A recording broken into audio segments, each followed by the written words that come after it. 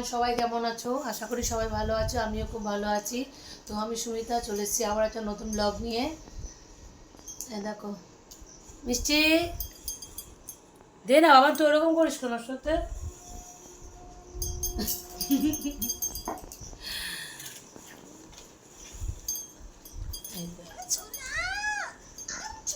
তো চলো আজকে সারাদিন কি করি, কি কি কাজ করি তোমাদের সঙ্গে শেয়ার করছি। সঙ্গে থাকো আর সাথে থাকো, দেখতে থাকো। তো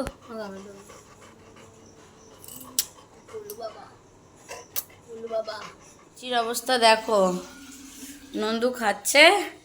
এই উল্কে হাত দিচ্ছে, লজ্জা হয়েছে। আমার খাওয়া গেছে, নন্দু খাচ্ছে আর মিষ্টি দেখো কিভাবে বসে রয়েছে। এই কুকুর, এই কুকুর, মোটা কুকুর। ওকে কুকুর বলবি না, ওর নাম আছে।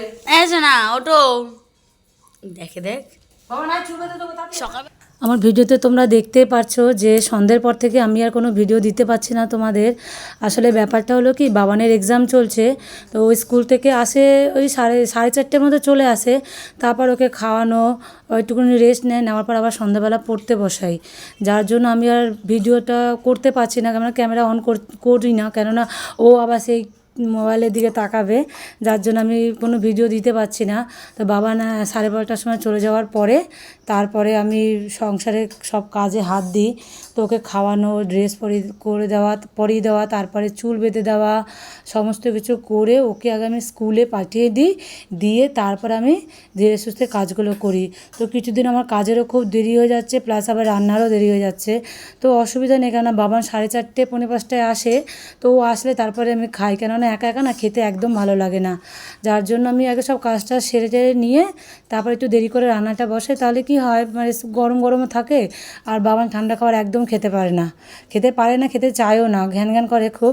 ওই জন্য একটু দেরি করে রান্নাটা কদিন বসাচ্ছি। তো প্লিজ তোমরা একটু কিছুদিন ম্যানেজ করে নিও, কেননা আমি সন্ধ্যের পরে ভিডিও দিতে পারছি না। ওখানে ভিডিও আমি এন্ড করে দিচ্ছি। তো প্লিজ তোমরা একটু কষ্ট করে দেখে নিও। তো বাবানের পরীক্ষাটা হয়ে গেলে আশা করছি সব ঠিকঠাক করে আমি ভিডিওটা দেবো।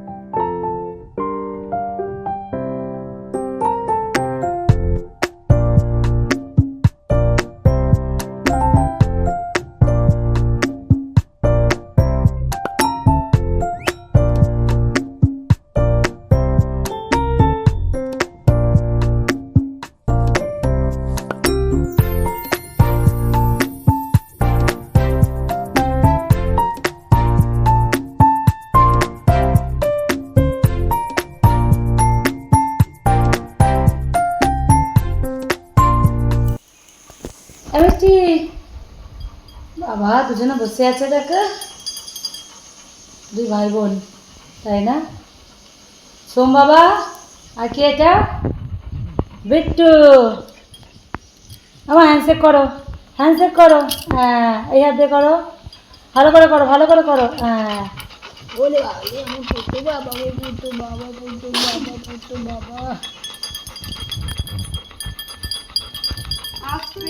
সন্ধ্যের পরে আমি আর তোমার দাদাভাই বেরিয়েছিলাম বিস্কিট আনতে। তো ওকে বলেছি একটু ক্যামেরাটা ধরে দাও, ধরেছে দেখো কেমন লম্বা করে, পরে এসে দেখছি। তা আমার আবার বেকারি বিস্কুট খেতে না খুব ভালো লাগে, যার জন্য আমি বেকারি বিস্কুট নিয়ে এসেছি আমার আর বাবানের জন্য। তো আজকের ভিডিও এখানে শেষ করছি, দেখা হচ্ছে নেক্সট ব্লগে। ততক্ষণের জন্য সবাই ভালো থেকো, সুস্থ থেকো, গুড নাইট।